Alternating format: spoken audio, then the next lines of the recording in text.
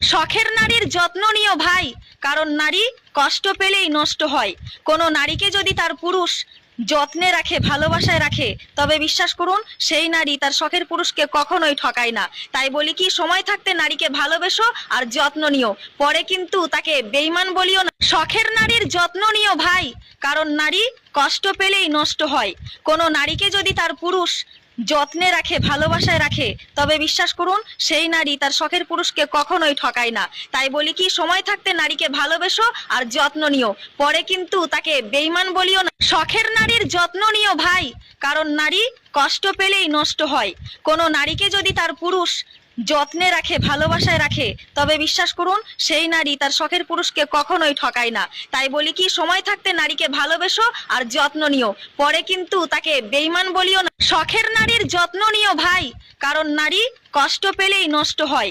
কোনো নারীকে